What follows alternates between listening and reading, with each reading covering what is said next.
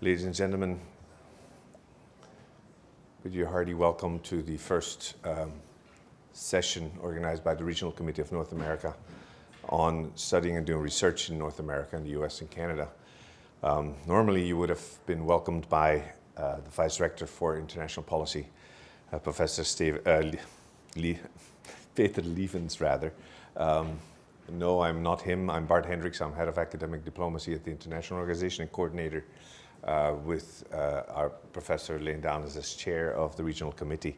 I'm stand-in for Professor Leuven because he was called away for an extra meeting of the Executive Council of the University. So please do excuse our chief, but no matter, we're here to learn about and hear about how you go about studying and doing research in the United States and Canada, and we've gathered for you quite a few exceptional stories outside in the posted session, and we have for you also some exceptional testimonials here in the hall that can help you make up your mind and find your way in doing that, because there's no hurdles that cannot be overcome, and there's no way to be sorry for something you tried but failed at, or there's only things you can be sorry about for not trying.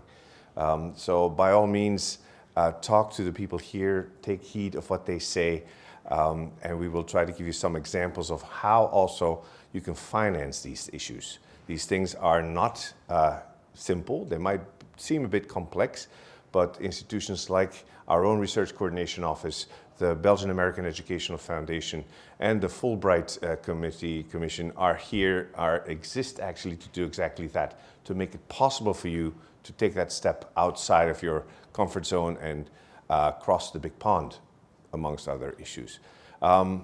Just wanted to say, please keep in mind that we have also something else important going on today. That is midterm elections. And we should all be so careful as to try to understand what this might mean, either way they go, for the future of collaborative research with at least the United States in that matter. So keep that in mind, and we'll see what the outcome of these elections will be. Without further ado, I would like to introduce the chair of our meeting today and of the Regional Committee for North America, Professor Leuven. Thank you very much, Bart. Good afternoon, everybody. I'm Leuven, the chair of the Regional Committee, as already said. And actually, we are a few people here.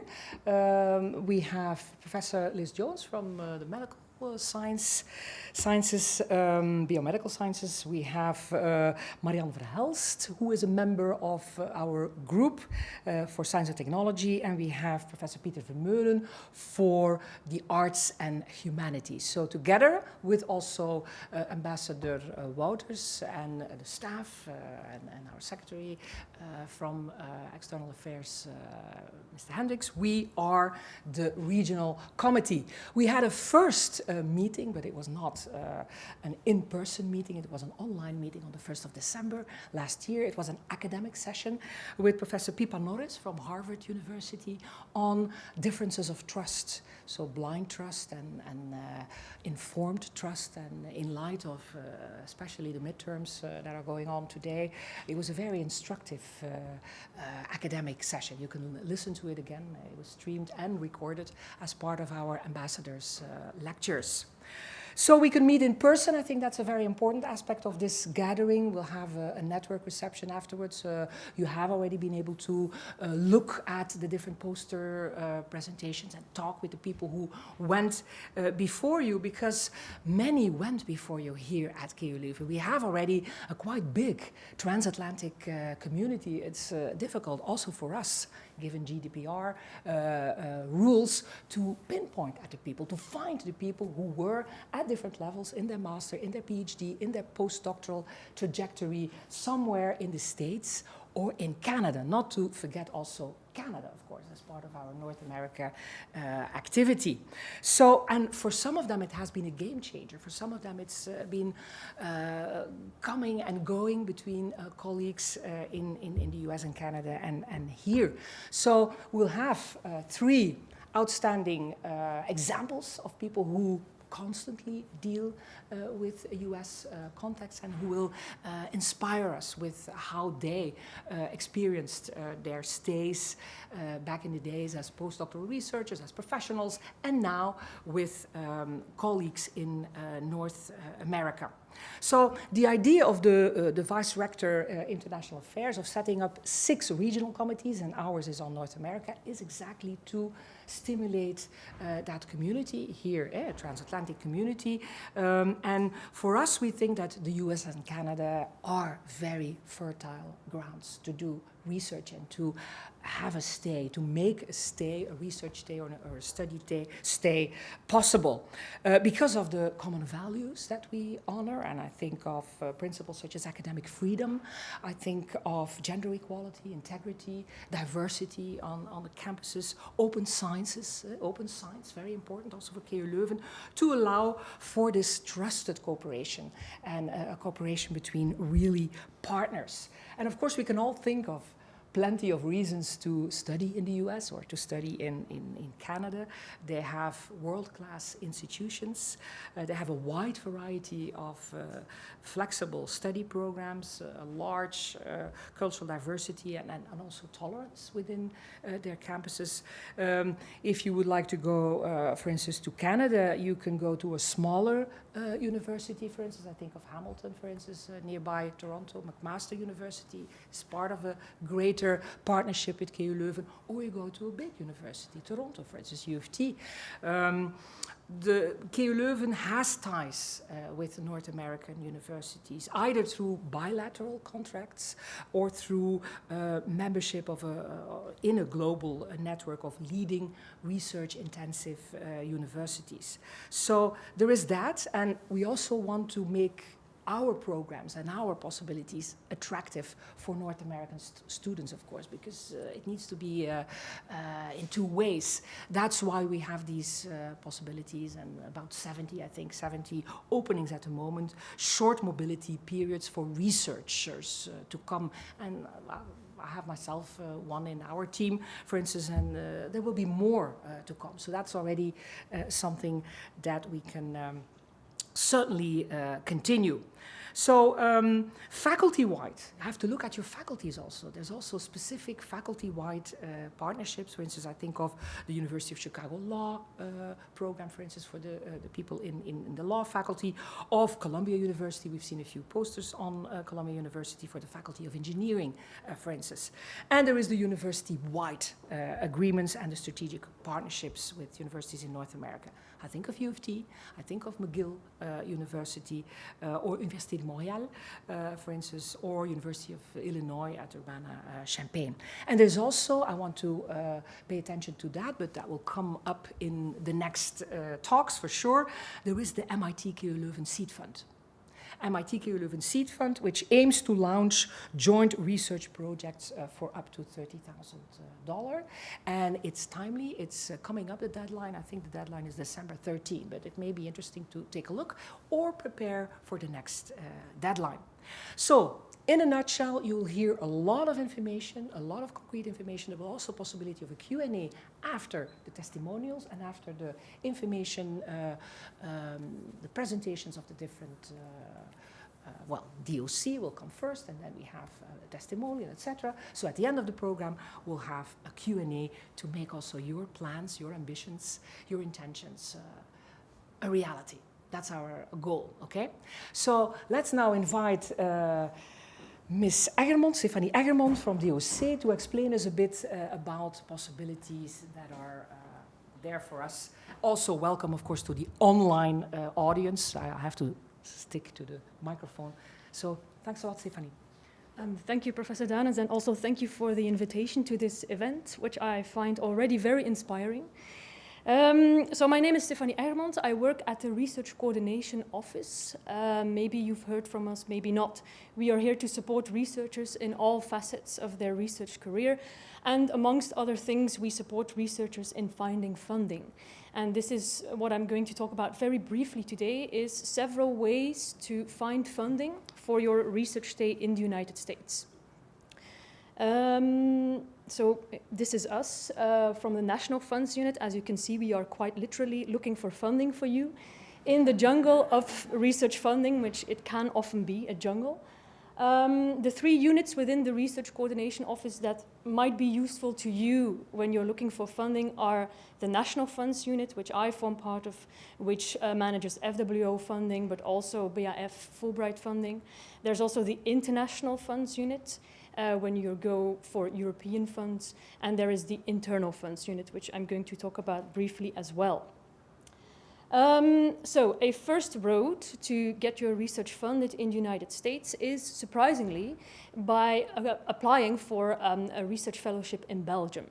And the most interesting ones are, of course, the FWO, PhD, or postdoc fellowships, because these fellowships actually allow you to go abroad. Actually, they also stimulate you to go abroad. FWO allows you to suspend the fellowship if you have acquired other funding to go to the United States.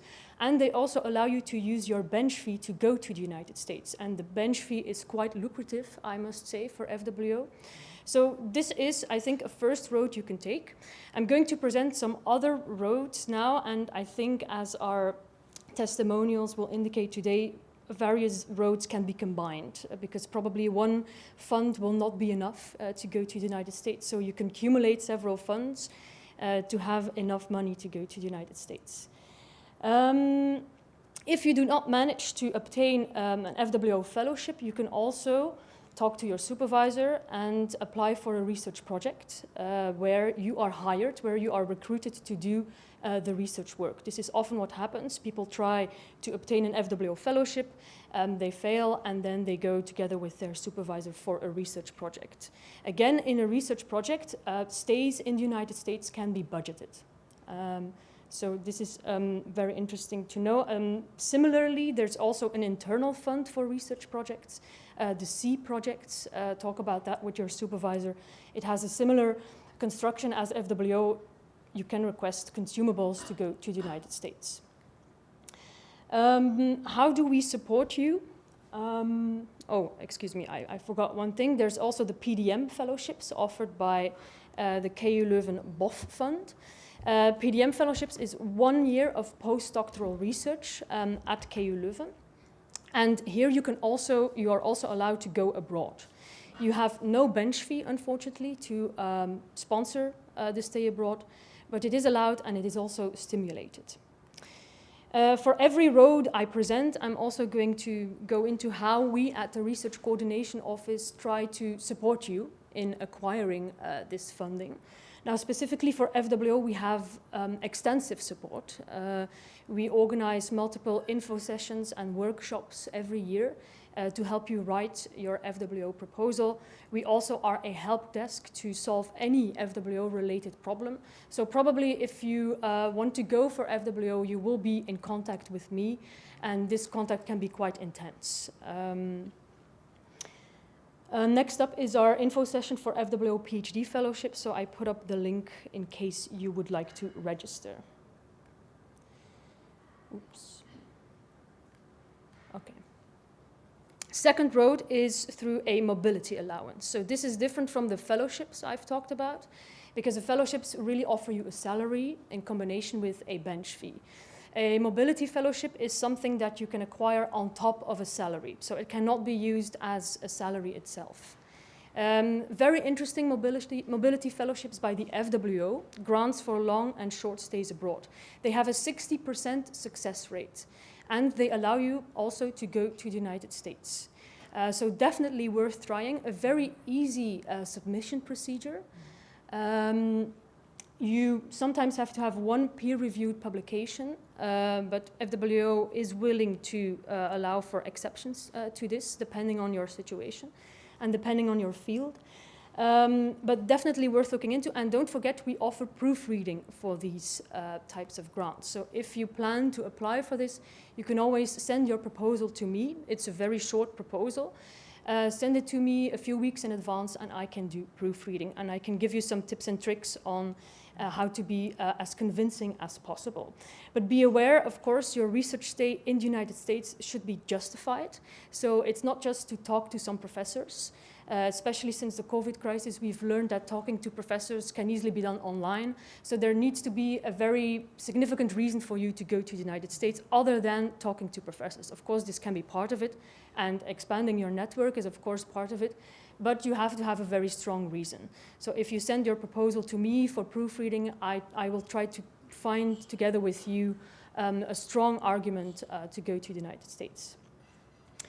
FWO also has grants to attend conferences, workshops abroad. Similar to the travel grants, they have quite a good success rate, 40%. But be aware, if you want to go to a conference in the United States, you really need 3 peer-reviewed publications already. So they're a little bit more strict here when it comes to going to the United States. A third road of obtaining funding is to go through location-specific fellowships. I'm not going to go into that into great detail because we have them here today as a speaker, but the BAF and Fulbright fellowships are, of course, the most important and prestigious location-specific fellowships to go to the United States. We offer, again, very extensive support for this at the Research Coordination Office, also in collaboration with International Office. We have a yearly event, Success in the US, where we give you advice and elaborate information about the various programs. We are a help desk again. Sometimes I do proofread proposals as well. And most importantly, we have mock interviews. So next up is in January our very intensive training session for all the candidates who have managed to go through the pre-selection at BAF and Fulbright and who are invited to do the interview before they are selected to go to the United States. We have a very intense training session with them. It takes all day. We have a panel of very, I think, very expert researchers who try to help all the students give their best possible interview at BAF or Fulbright. Then the fourth road is through research-specific funding channels. The list is not exhaustive. I don't know what your fields are, but depending on the field, there might also be specific fellowships for you to go to the United States. If you want to look into this, I just suggest that you take a look at our gedocumenteerd page. This is the research portal of the Research Coordination Office, which collects all open calls for research funding. And amongst those calls will also be travel grants, travel fellowships to go abroad, to go to the United States, also the discipline-specific ones. And then the final road is the local host. And I've heard also Professor Danens talk about certain partnerships that KU Leuven already has with certain universities in the United States. So it's also interesting to look into those partnerships, into existing links that we have with universities in the United States, or if you have a certain university in mind, don't hesitate to either contact the Research Coordination Office or our European Funds unit to check whether that university has also fellowships for you for visiting researchers, because this is often also the case. So definitely do your research when you have a specific university in mind. They might have solutions for you as well. I just wanted to highlight the outgoing mobility tool that we have at KU Leuven, but not going to go into that right now. If you have questions, you can always contact me by phone or email. And I think in the end, I've understood that there will also be a Q&A session. So maybe I'll talk to you later. Thank you.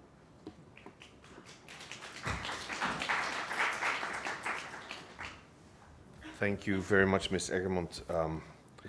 A lot of information to process, and we'll go into more depth. I would like to, without further ado, ask Professor Geert Bultink to take the floor, who will share with us his experience from his extensive stays, I understand, at Stanford.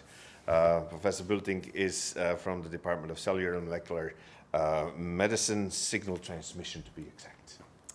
Thank you, Bart, for the nice invitation and to this exciting event. So my name is Geert Bultink. I actually celebrated my silver anniversary at KU Leuven as I started as a PhD student in '97. As you see here in this trajectory, there is a white spot, and this white spot actually has been filled by a very exciting stay that was also generously supported by the BAF and FWO funding as a mobility grant during my FWO postdoc. So during 2003 till 2006, I stayed at Stanford University at the laboratory of Professor Martha Sayert. So, and here I want to really put emphasis on the fact, and also as Stephanie has highlighted, the importance of attending conferences, because all of this started at a calcium conference, so we work in calcium signaling. And this calcium conference, I had a short talk. And after this talk, actually, we had a very exciting discussion and a further invitation, actually, to visit.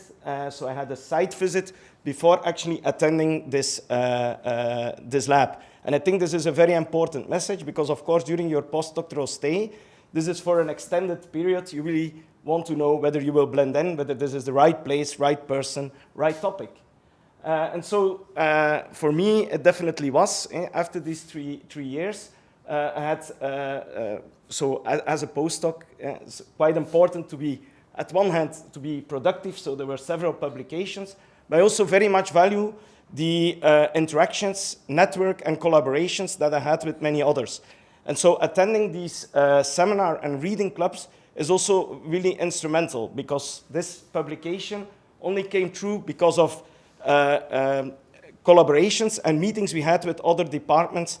And this is also a contact that I still value very much now, and the one with Professor Ricardo Domecq, who's actually now CSO, so Chief Scientific Officer at Unicure. This actually helped me to fulfill my tasks as a professor, where we are inspired to do research, teaching, and service. So for instance, one of the master students for pharmacy, they have to do a short industry internship. So to have this contact was actually very useful to link the student now with somebody from Unicure. So of course, there are all these hard skills and hard accomplishments, but I also very much value maybe what we would call maybe softer outcomes. And what I really value very much, and it's something that I really also give through as a group leader in my group, is that we really strive for excellence. We do this, we have a high ambition. I would say the bar is quite high, but we do this in a supportive and an engaged way. And of course, we are critical inside, but to the outside, we really defend each other as one team. And I think this is a very important message, and I really want to live, or I really live with that as a group leader myself.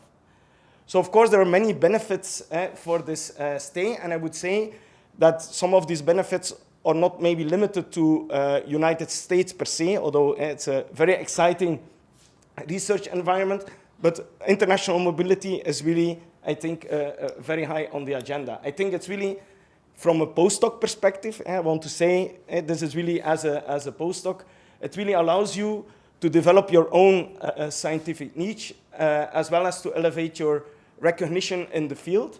I think it's also important to have some independence or to develop independence from your PhD advisor, and this is a really excellent way to do it, as you can expand or develop your own network. Of course, research becomes more and more international, so also going abroad as a postdoc and in a good environment should allow you to be exposed to the guidance of international students.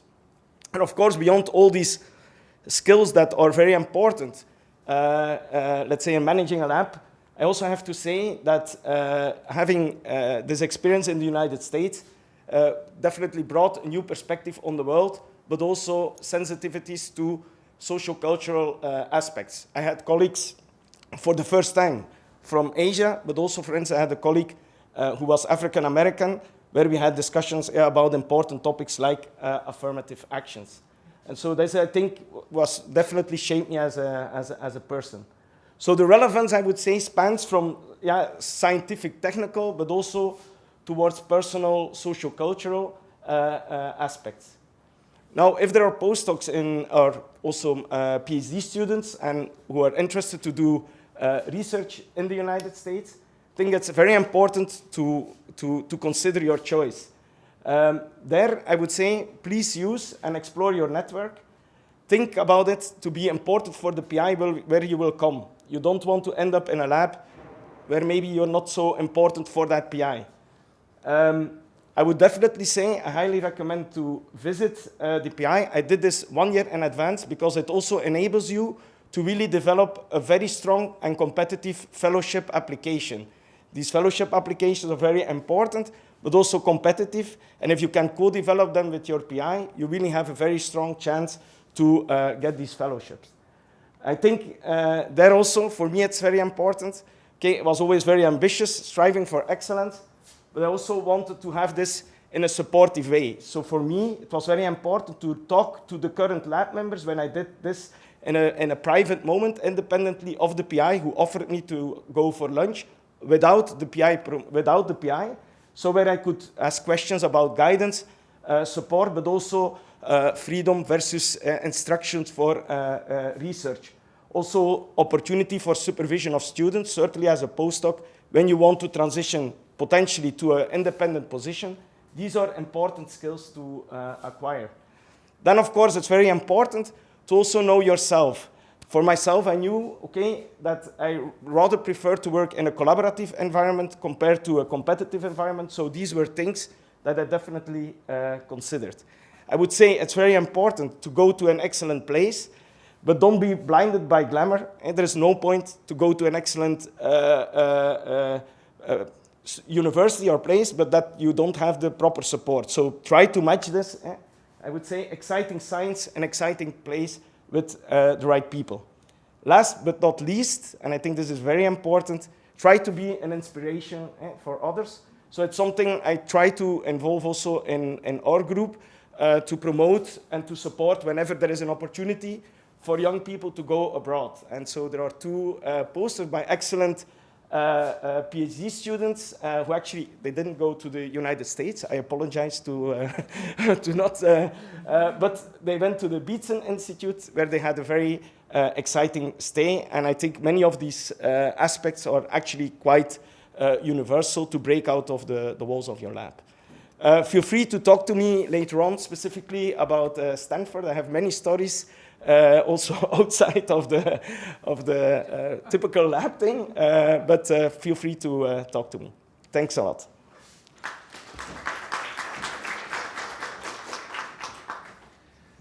Thank you very much, Professor Bultink. We now have the pleasure of really working further on this because we've had the BAF fellow now speaking with us. We'll have now representative of the Belgian American Educational Foundation, Madame Marie-Claude Iowa. Thank you. Ja, het was mijn naam is moeilijk. I say it's like the state Iowa, so that's easier. So I'm here to represent the Belgium American Education Foundation, and as its name indicates, it's an exchange. It's an exchange program between Belgium and the US. So we send Belgium to the US, and we have less Americans coming over to Belgium.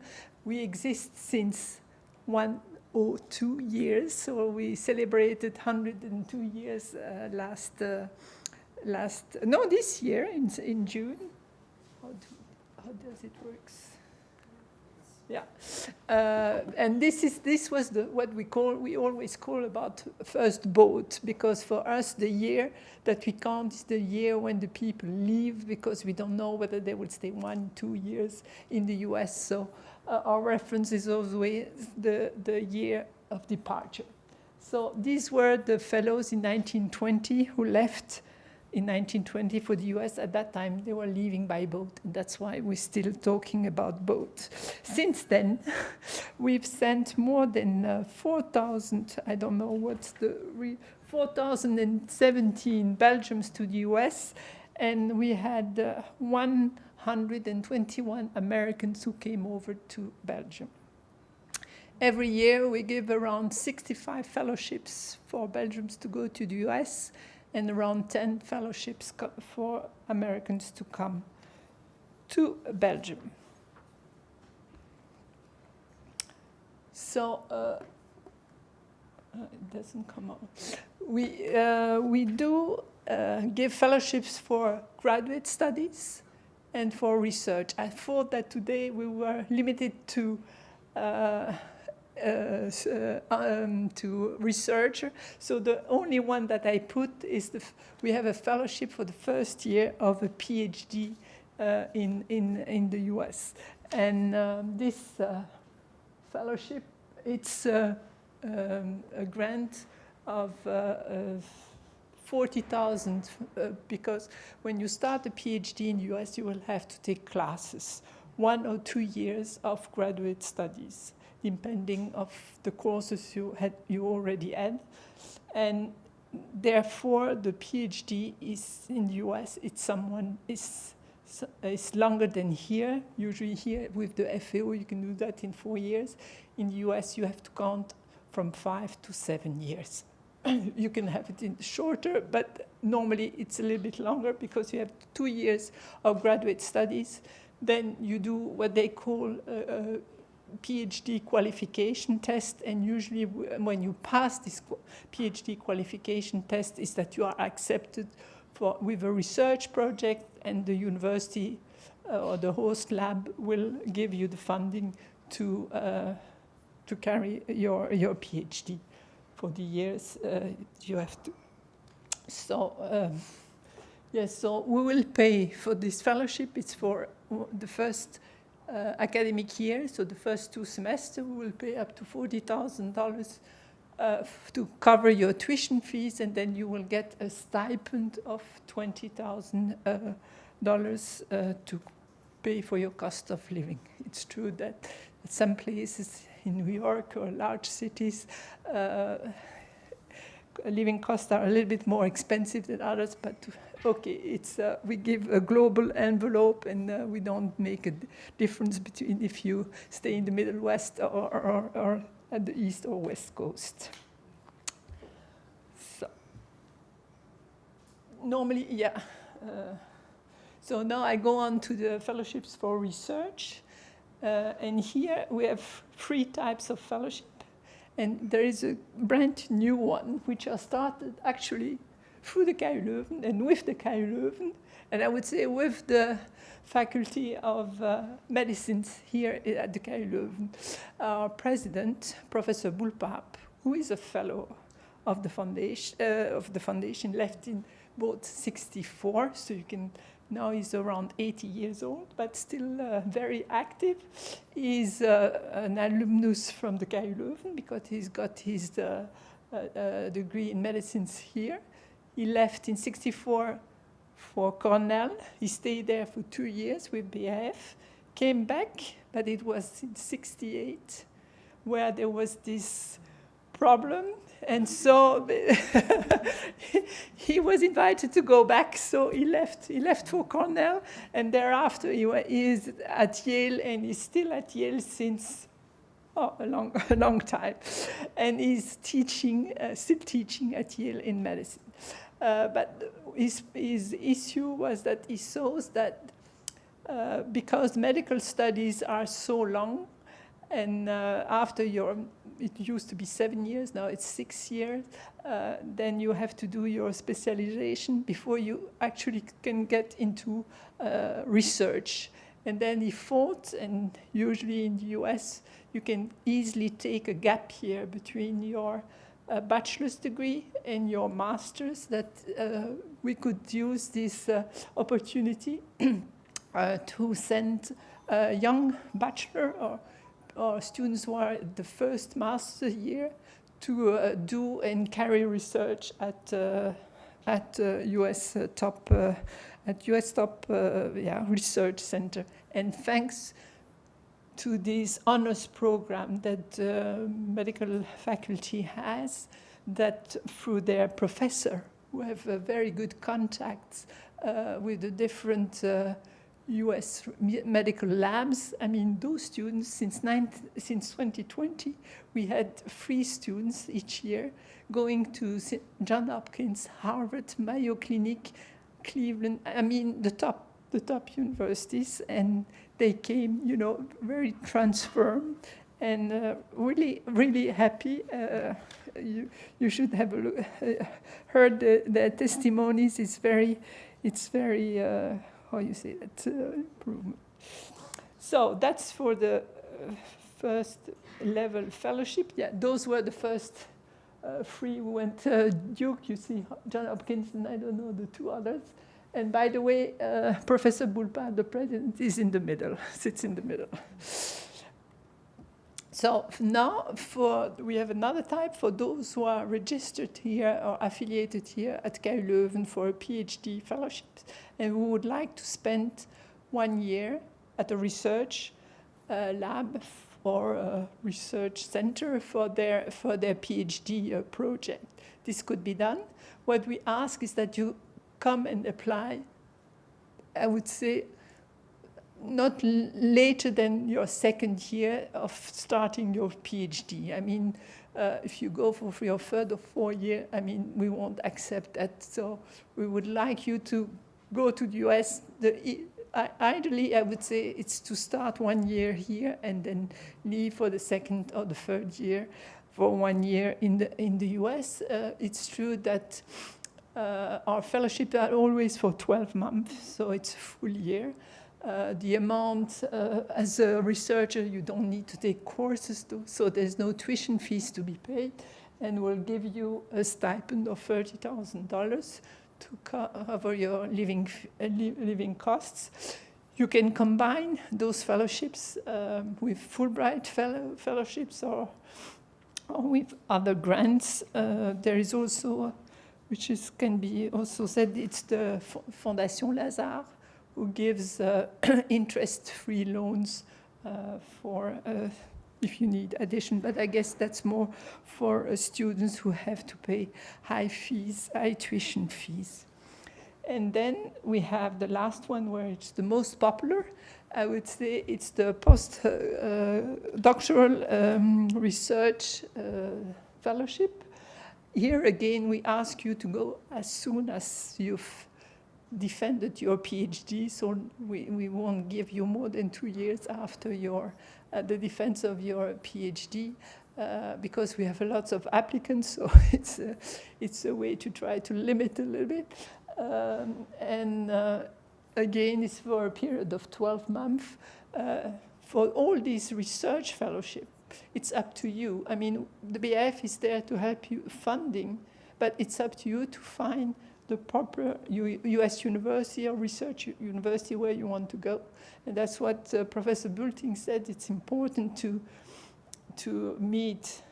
ask first, maybe you're a professor, go to conference and don't be shy and go to, if there is a professor from the US university there, go and ask him question. Even if through publication you see that some professors are working on the same subject, on the same topic that you are working on, don't hesitate and send them an email. Sometimes they might not respond, but maybe after the second email, some might come back to you and say, oh yeah, we would be interested to maybe have you there, especially when you can tell them, yeah, but you know, I'm thinking of applying for some funding, so I will arrive with some funding, so they don't need to be paid. So there's a few pictures from students and former fellows. How to apply? I don't know if we have to go through that. The application for the BAF is very early. It's end of October. So now, I'm sorry, you are too late for next year. So I know that for researchers, that's very early because you have to think 1 year ahead. The application file is quite similar to the one of Fulbright, so you can easily apply to both of them, change BIF with Fulbright. And the application has 2 main essays, Fulbright as well, so an autobiographical essay, who you are as a person.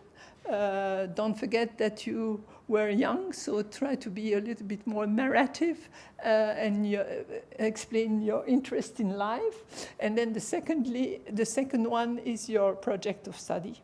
There, I don't know, although I haven't seen the FVO project, but I don't think here for the BAF you have to be more general, give the objective, what you've been studying so far, what is your aim going to this lab, because it's this professor, because there is these appliance that you don't have for special methods. So try to be specific and explain the choice of your US university. So yeah, in addition to the application for research, we do ask an invitation letter. That's what you need to try to get, so that you are welcome, to know that you are welcome by the US university, and 3 recommendation letters. For those recommendation letters, go to your professor, tell them about the project so they can be a little bit more specific within their reference letter, which is also very important for when you apply to US university, because they would expect to have a more personal type of reference letter. So decision process, like I said, end of December, it's the BF, the deadline for the BF. Fulbright, you still have time. It's the 1st of December. So we'll have a preliminary selection end of November. And BIF will hold his interview, and by then you will know whether you are invited for an interview. And those interviews are at end of January, and that's why Stephanie is preparing all these mock interview in view of the BIF and Fulbright interview. 2 weeks thereafter, you will know whether you have a fellowship or not. I mean, if we see the last year selection, we had 130 candidates, or 20, out of the 117 candidates who were interviewed, 63 fellowships were given. And like you say, they are mostly the first ones are graduate studies, and then you have 23 postdocs, which is quite all from the KU Leuven. I must say last year we had less postdoctoral than usually. But I mean, we had these 3 master's level students. I think we had 15 fellows. 3 received a master's level and 4 postdoctoral research. Note that through the Hoover Foundation, KU Leuven, there are 2 fellowships reserved for KU Leuven students. The KU Leuven, I think from the own, I guess that's from the BOF, also sponsor 3 fellowships to KU Leuven students. And then we have also, because within our committee, we have Professor, I forgot his name now, from the Rega Institute, and he's giving us 3 fellowships, but they are so specific that we had only 1. It was in immunity that we can give. So each year we have 3 fellowships, for 1 in immunology, 1 in medicinal chemistry, and 1 in virology. But if we don't have the candidate, I'm sorry, those fellowships are unfortunately less. So if you can make a little bit more publicity, so that for KU Leuven there is fellowships available within this field. Thank you.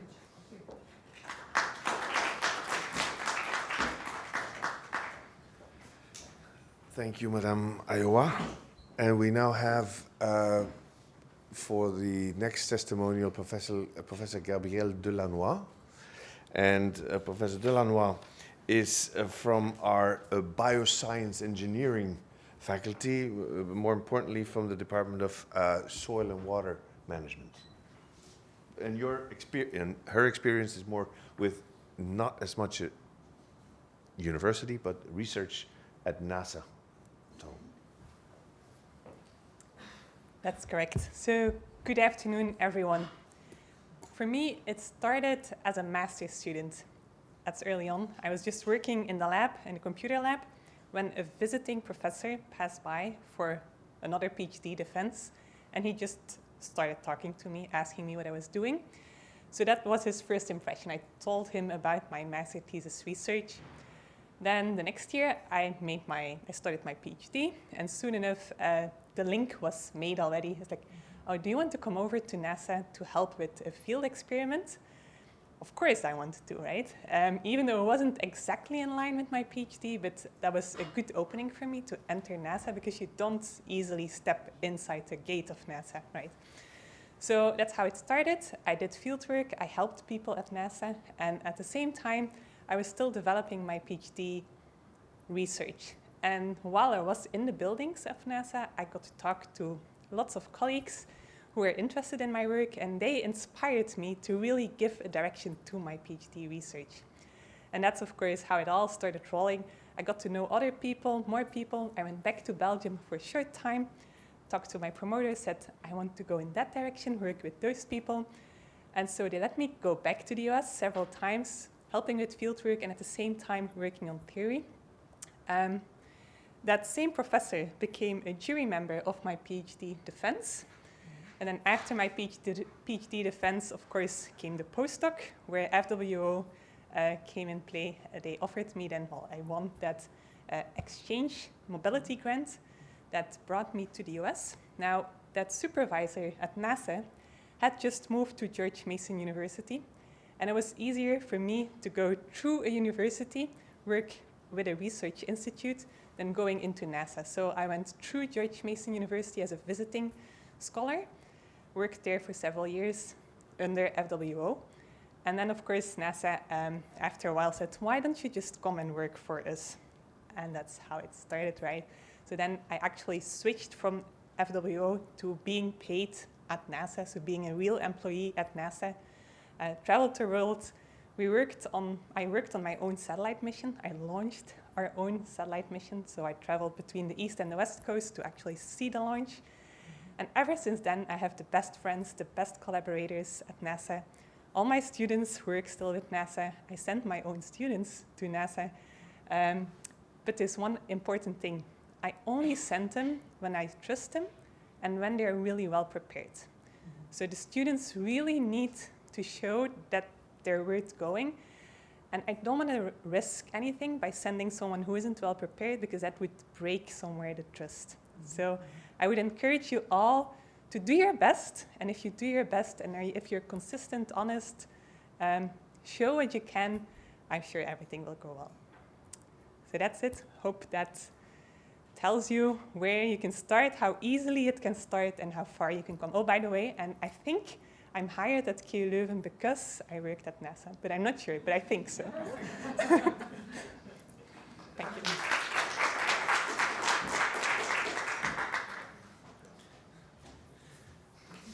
I think the professor might be right. That might have something to do with it.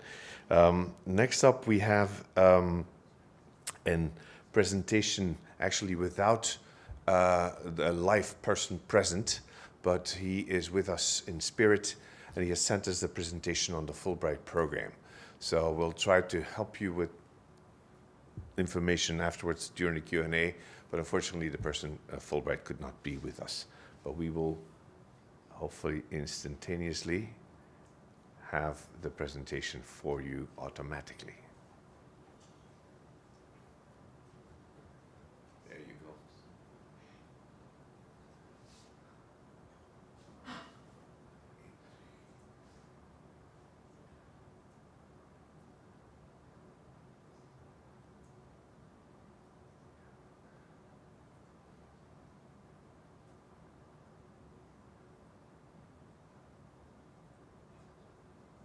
In the United States. At the Fulbright Commission, which is based in Brussels, we administer the Fulbright program for Belgian and Luxembourgish citizens to study, conduct research, and/or lecture in the US. We also administer the Fulbright Schumann program for European citizens with research proposals that are relevant to the European Union or the transatlantic agenda. For an overview of all our grants, I would recommend to visit fulbright.be or fulbrightschumann.eu. Before students or researchers embark for their adventure in the US, they typically have to think about all the potential costs, which will really depend on their host location. Usually applicants will apply for different sources of funding. For example, you can apply for a merit-based scholarship such as a Fulbright program, or even combine some student employment with personal and family funds to fund your stay in the US. And with that, I would like to go immediately to the Fulbright program and how the program was created. The Fulbright program has been around for quite a while. It was created more than 75 years ago by a senator from Arkansas named J. William Fulbright, who had the intention of, after the events of the Second World War, to create this new educational exchange program. And today, Fulbright is the flagship international educational exchange program sponsored by the US Department of State. The mission of Fulbright is to increase mutual understanding between the people of the US and people of other countries by sending Americans abroad, but also by welcoming students and academics to the US. The program was signed into law in 1946 by President Harry Truman, and the first exchanges between the US and Belgium already took place 2 years later. The Fulbright-Schumann program is a bit of a more recent addition. It was created in the early 90s. The Fulbright program is a bilateral program between the US and other countries that is active in more than 160 countries worldwide. Each year, nominees are selected through open merit-based competitions. Since the creation of the program, we had more than 370,000 Fulbrighters coming and going from over 160 countries, and within the network of Fulbright Belgium and Luxembourg, we have over 4,000 alumni. As I mentioned at the beginning, we administer the program for Belgian, Luxembourgish, and also European citizens via the Fulbright-Schumann program. We have grants available in different categories depending on someone's objective in the US. So as you can see, we have grants for doctoral research as well as postdoctoral research and lecturing. And today I will be mainly focusing on the grants for researchers. One of the grants we have available is for doctoral research. So for example, if you are currently a PhD student and you want to spend some time in the US to conduct research, you can apply for this specific grant. These grants are for a minimum of 4 months and a maximum of 9 months. And again, it's to support doctoral research at an accredited US university. Grantees who are selected for this grant travel to the US as part of the Fulbright Foreign Student Program. And when selected, they can receive a stipend of up to $2,000 per month, including other benefits, which I will mention in a second. For scholars, meaning everyone who already have acquired a PhD, we have a grant available for postdoctoral research and or lecturing. These grants are for a minimum of 3 months and a maximum of 9 months, and when selected, the stipend is up to $3,000 per month. So again, if you intend to do postdoctoral research or maybe a combination of teaching or research, then you can apply for this specific grant. Grantees who are selected travel to the US as part of the Fulbright Visiting Scholar Program.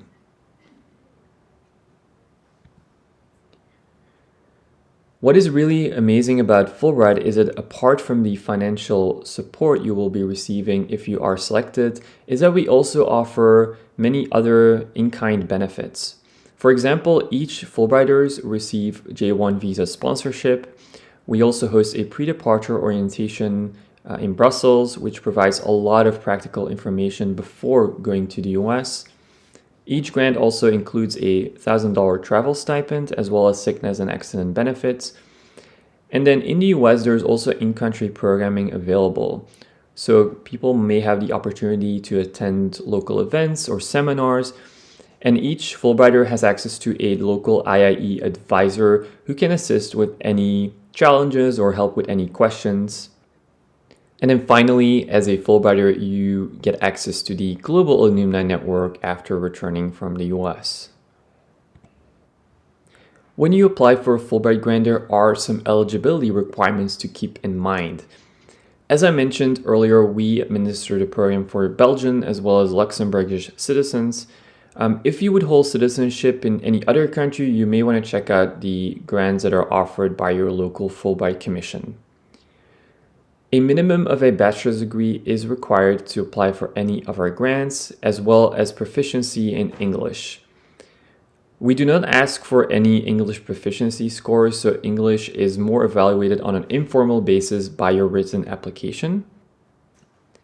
Now, typically when someone applies for Fulbright, they demonstrate either academic excellence or outstanding personal or professional background, but keep in mind that we have a very holistic approach to selecting Fulbrighters. We find someone's motivation as equally as important as any sort of academic records.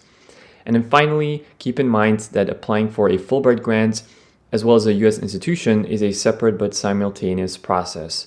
So when someone is applying for a Fulbright grant, at the same time, they will need to follow the process of receiving an affiliation with a US university. So the Fulbright Commission in Brussels does not match people with an institution. This is considered a separate process. And then our application deadline each year to apply is December 1st at noon. And this is a more thorough overview of our application timeline. So each year the application opens on September 15, and the deadline to submit an online application is December 1st. When you submit an application, there are a couple of other steps involved. So for example, in January, we typically invite the top-ranked applicants for an interview, and then the official nomination and selection process is completed in 2 steps. So in late February, people who are nominated will receive a notification of their selection, and every selected Fulbrighter needs to receive formal approval by the board in Washington, D.C., which typically happens in March. When selected, we will start working with grantees on their visa documents, which typically happens in April. And then a lot of people usually depart to the US in late August or early September. But if you are a researcher, there is usually a bit more flexibility when it comes to the start date, as you're not necessarily bound to the academic calendar when, for example, enrolling into a graduate program. As a PhD student, you typically have a little bit more flexibility on the exact start date of your research stay. Now, if you have any more questions, please feel free to reach out to us by email. Our email address is info@fulbright.be, and you can find all information about all the grants that we have available on our websites, which is fulbright.be or fulbrighthuman.eu.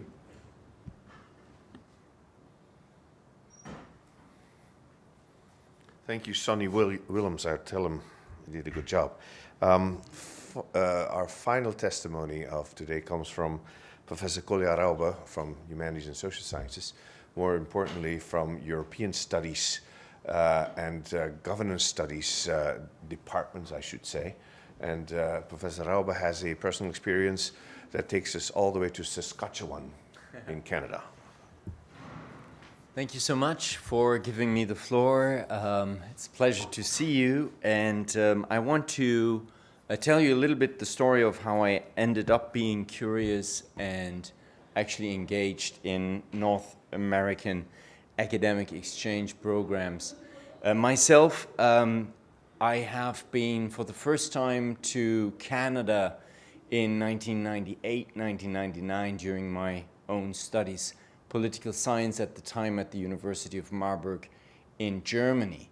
And they themselves organized a exchange program with several Canadian universities. It started with a friendship. Without a friendship, I would have probably always looked at the United States myself first. But having made a friendship with a roommate, who was actually from Canada, I decided to actually pay him a visit in Canada as well. So I applied for that program, and I, of course, wanted to go to the university where he was coming from at the time, the University of Edmonton, the University of Alberta in Edmonton. But when I approached the committee and the committee selected me, they said, you don't want to go to the University of Alberta, we're gonna send you to the University of Saskatchewan, to Saskatoon. Well, I had to look it up myself, where that was, obviously. in the prairies. You know, if you look at the big map of Canada, it's actually the third province if you count it from the Pacific Ocean backwards. You know, British Columbia, Alberta, and then Saskatchewan follows. Capital is Regina, so it wasn't even the capital, Regina, it was the University of Saskatchewan. The University of Saskatchewan is quite famous, I must say, but not necessarily for social sciences. It's famous for engineering, it's famous for agriculture, probably one of the best places to study agriculture in Canada. And social science is situated, you know, also on this very beautiful campus, neo-Gothic campus, completely underground campus as well, because it gets all the way to minus 50 degrees in the wintertime, that I was applying for. So I ended up with social sciences, but here I was, a European in the prairies. I made many good friends until today. I call many of my fellow students from back then my friends. They work for the government of Canada, they work in international organizations, they work for the Canadian Broadcasting Company, etc. But I also met, and that was probably, so to speak, my step towards what I'm doing now, because I'm now a professor of European Studies in the Political Science Department at the Faculty of Social Science. It was my step towards Europe. I started becoming really interested in looking at Europe, but basically from the outside in, through a Canadian perspective. So I became interested through it by becoming a research assistant of Professor Michelmann at the time, who was the editor of the Journal for European Integration. Why would you say? He was actually a co-editor of one of the best well-known journals on European studies in the middle of Canada. Well, again, it was about agriculture. It's all about European integration at the time, right? These are the 1990s, 1980s. Just before that, really the high time of thinking about the common market, but also about agriculture, actually the exclusive competence of the European Union. And for Canada, that was very, very important. So I became a research assistant. I went back after my year in Canada, and ever since, you know, I carry this book with me, The Federal Government by Casey Weir, who is an Australian, but who looked at federal government from a comparative perspective. I, ever since then, carry around with me the moral foundations of Canadian federalism. And in a way, also this very important book, Federal Provincial Diplomacy, which is basically all about the making of government in Canada. Because Canada, if you look at it comparatively, and that's what got me interested in Canada, but also in Europe, is all about federalism. It is about how we all have to think about actually Canada as not only a state, but actually very, very important provinces, just as we think about the member states in Europe as very important units of the European Union. So, you know, here is the book, Federal Provincial Diplomacy, and I myself then edited later on the book, Parliamentary Cooperation and Diplomacy in the European Union, which got a lot of inspiration from that context. So basically what I want to bring to you as a testimonial is that it's not only about the application process and how you get there. This is probably your entry, right? But what you have to really think about is what studying abroad is for you and added value in the long run. And I can tell you both on a personal level with regards to friendships, but also the inspiration that I took. I just gave you this little example. It has been ever since ongoing. And it gave me a lot of inspiration for everything I did ever after. So with a bit of luck, you know, this also means that a little year in your long academic career can really be a game changer. And it got me inspired to work more on North America. And I finalize here by saying I came to Leuven 13 years ago, and I started becoming interested in setting up my own cooperation. And working for cooperation with North America, this time much more on the side of the US. And I was able to actually get one of those FWO grants to go to the University of Illinois at Urbana-Champaign, to the University of Florida during my time in 2015, and to set up further cooperation agreements, projects with the University with American University at Washington, D.C., with the University of Illinois, and also we are very happy that we now have a cooperation agreement through which we can also foster exchanges and also making people go to the American University at Washington, D.C. So with this little testimony, I hope I can contribute to basically triggering your attention, perhaps also for something little. Perhaps it's also not always the first choice where you are ending up, but you know, it can be really important for your future career. Thank you so much.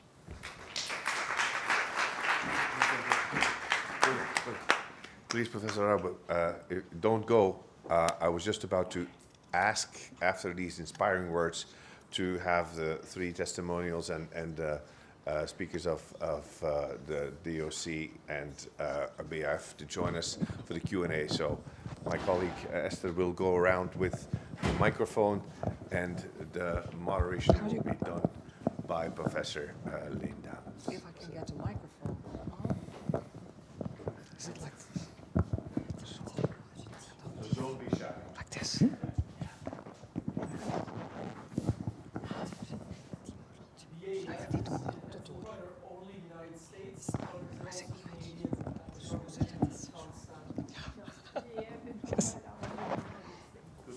we have you speak into the microphone, this microphone? Okay, great. Yeah. For the online audience. Yeah, yeah. So Okay. BEF and Fulbright is only exchange between the US, going to the US.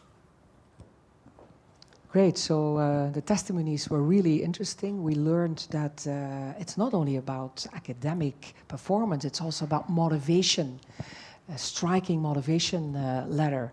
We also heard that a visit to a lab, a roommate, can trigger this whole trajectory to North America. Have you come up with a few questions that you want to share with us? Yes, please. The mic will come to you. Thank you. I've got an important question about the BAEF. It's very simple. This is Belgium. We have Flanders. We have Wallonia. So are there any quotas about how much Flemish students we can send, how much, which percentage must be French-speaking? Is there something of that sort? No. For the BF, we are still national, and so everyone is invited for the interview, and it's the best one who gets the fellowship. There are no quota regarding regional or languages. There are some fellowships we are reserved for a few because we have a few co-funded fellowships, and some are usually with certain university or with certain funds, but normally, no, there's no quota. Thank you. Other questions?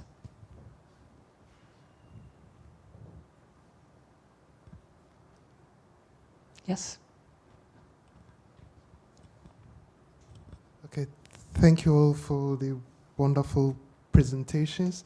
I have a question for Ms. Egermont, yeah. Could you please explain what are bench fees? And you said you also offer the service of proofreading of grants. Is it only for travel grants or, for example, just FWO grants, for example? Yeah, unfortunately, it's only for travel grants, because for an FWO fellowship, we have about 500 candidates a year, only for the PhD. So, and there's only 3 of us, so unfortunately we cannot offer any proofreading for fellowships applications. But we have several workshops, proposal writing, that should be enough to prepare you to write a proposal. And the bench fee is, at FWO you get a salary, of course, but apart from that you also get a bench fee. This is a tax-free sum of money that you get every year. For postdocs it's 4,000 euros a year.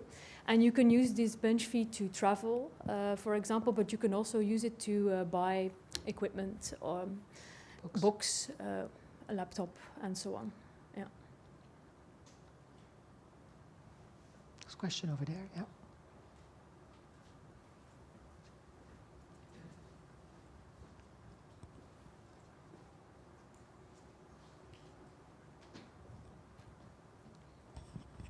Thank you all for the presentations, very inspiring. Also from logistics perspective, for example, I'm doing my PhD, I want to start the 4th year. So I also hear that in some cases it was better to do the research stage on an earlier stage.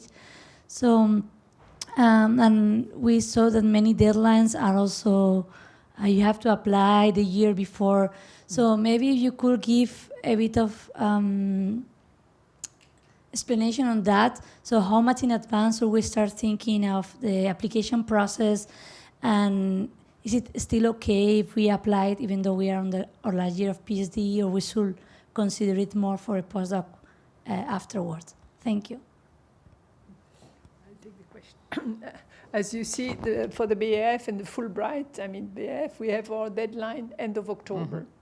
So I know it's early, but I mean, we have only 1 selection per year, and we have also graduate studies. And for graduate studies, people have to apply to 3 or to 5 different US universities, have to take tests, normally the English proficiency test, eventually also a GRE test, and all that takes time, and they have to do that parallel to apply to the BF or the Fulbright. That's why we have, you know, we've set up this very early deadline. I know that for researcher that's very early, but okay, that's what we have. Thank you.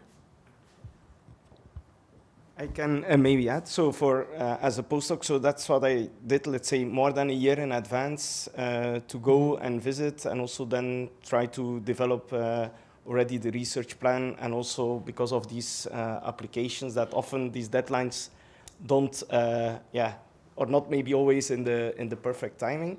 But I think for FWO, it's, I think, but maybe Stephanie should correct me, it's just they're 3 months, or ultimately 3 months before the stay there. I think for the longer, it's only for BAF indeed. There you have this once a year.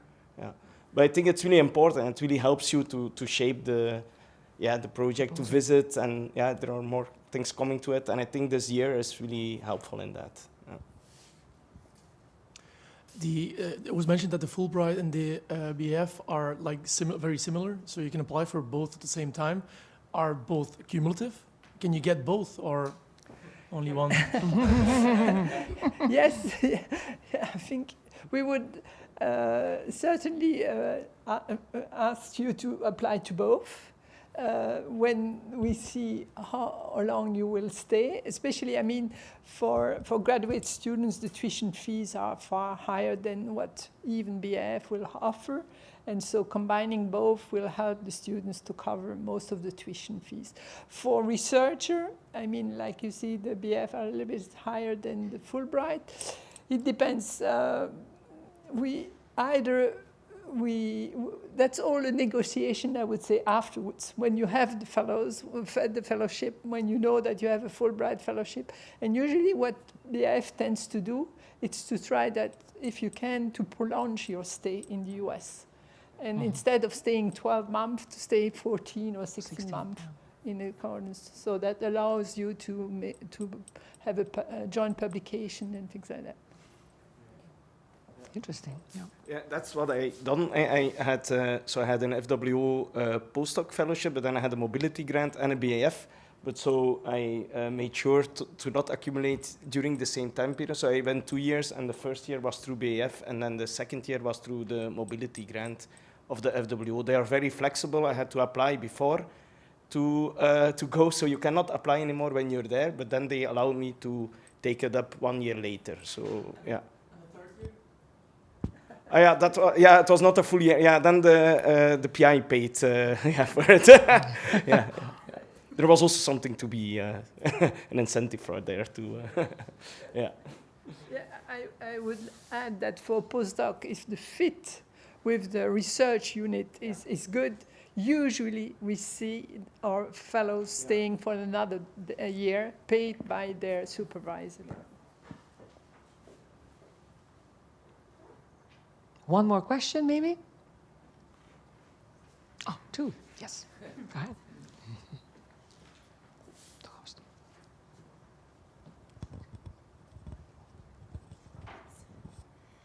Hi, thank you so much for the presentations. I have a question for the BAF and maybe also the Fulbright. Do you need a Belgian host institution as well to be affiliated with, or can you just acquire this grant and basically have only a US host institution? I mean, for researcher, Yes. I mean, Postdoc. our committee is asking that the person be affiliated to a Belgian university. So okay. For the BAF, you have to be Belgian and be affiliated either for your PhD or for your postdoc right. with a Belgian university. Okay, thank you. For Fulbright, I don't know. Hi again. My question is in regards to, say you have a family and you've won Fulbright or FWO grant to study in the US. Is there any additional help, you know, for successful candidates to move, you know, abroad with their spouses and kids? Spouses. Yeah. In fact, that's why we ask you to apply to further grants or fellowship, because for BAF we don't take into account the family situation. No, that's Fulbright. Although, if you get a fellowship, BAF, you will get a J1 visa, and if you are married, you will get your wife. You'll get your J2 visa, so be able to travel with you. But it's true for the cost and the funding. No, we won't pay more. Mm-hmm. We haven't really talked about the possibilities in Quebec, but there is also in Brussels La Délégation du Québec next to the embassy. I mean, there's not only the embassy, of course, representing Canada. There's actually 3 embassies for Canada, but there is also La Délégation du Québec, and I think the website might be also interesting for you to look into. There are a few universities that we have partnerships with, like Université de Montréal, McGill University, and there are also scholarships that you might be looking into. Okay, I think thanks a lot. A big round of applause to all the speakers. Thank you also the online audience, and for the people who are here in the room, I would like to invite you to the network reception, so you can have your one-on-one questions still asked, look at the posters and have a drink. Thank you.